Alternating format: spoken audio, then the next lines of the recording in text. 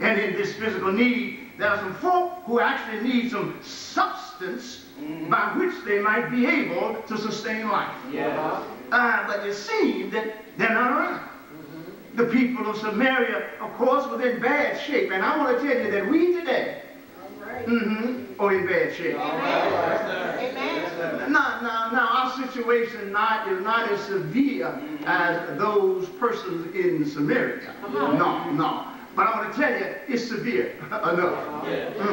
This situation in which we find ourselves, at a time like this, when there is a lacking of substance for a necessary standard of living, we are in a bad shape.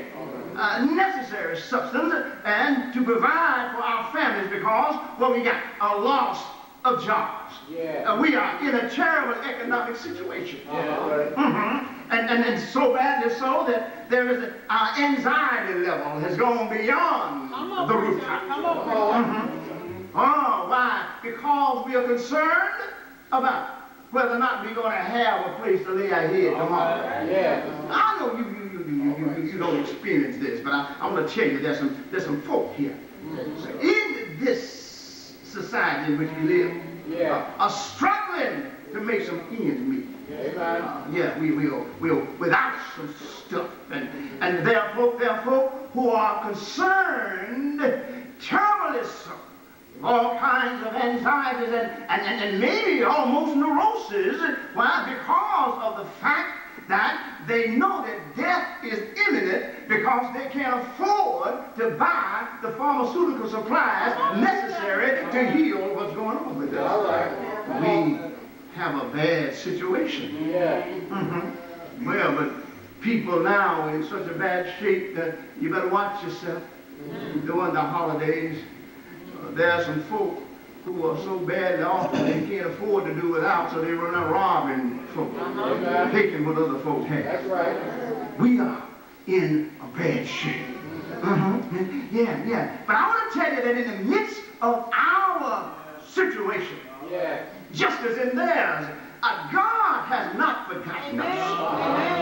No, God has not left us. No, hasn't forgotten us. God is still saying to us through a good word that comes from heaven, he said, now keep in mind, you may be hurting right now, you may be crying right now, you may not be where you think you want to be, but I need you to understand that all you need to hear is they that wait on the Lord.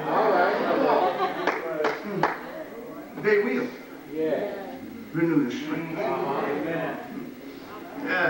Listen, it's no secret that sometimes when we are in a situation, particularly if it appears to be a destitute situation, it challenges our faith in the Master. It makes us wonder, where is he? What's he doing to me? How come you're putting this on me? Well, I want to tell you something, that God put stuff on you sometimes so you'll know that you can't live anywhere by yourself.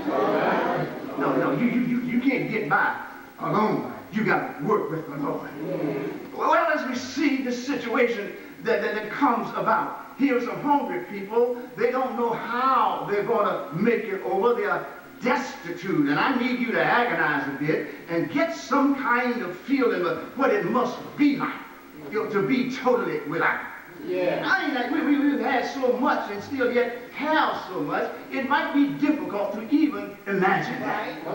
But to not have, and not only that, to once have had, and then not have. Oh, that's a terrible thing. I think I told you that once I had the opportunity some years ago, as we went to Philadelphia, living on the streets, trying to pretend, now watch that, trying to pretend to be homeless. Come on. You can't pretend that kind of stuff.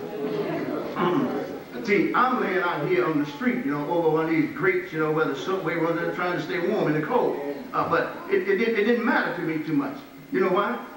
Because I had $100 in my pocket. And I was going back to the house.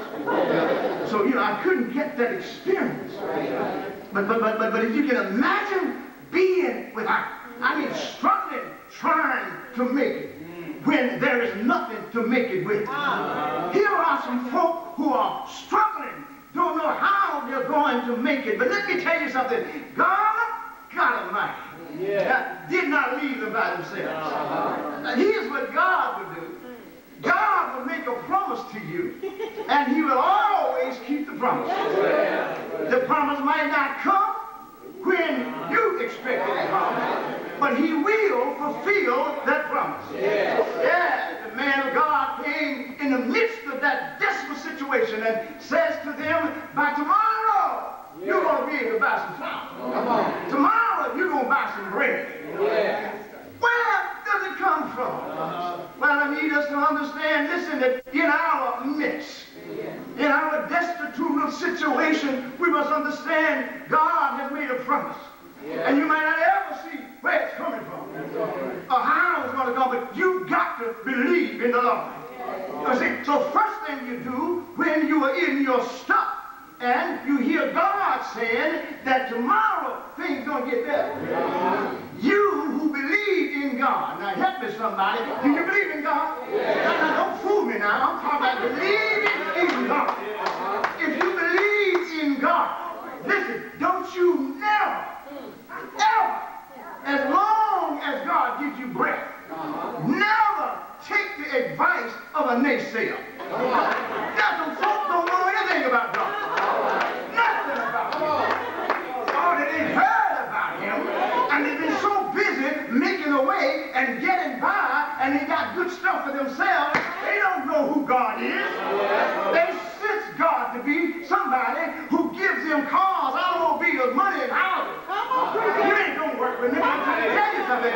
You don't ever want to give your life and take the advice of a naysayer. No. Because soon, as that's what you have, you start associating with God. When it's gone, then your God is gone.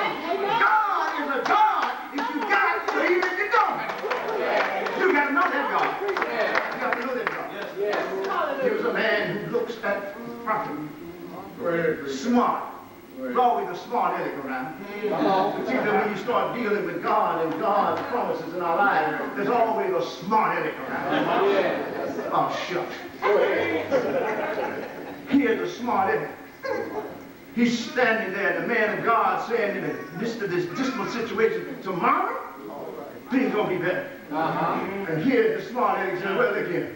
If God will open windows of heaven, now, he's pawning now. He's making fun. If God will open the window of heaven, the stuff you talking ain't never going to be.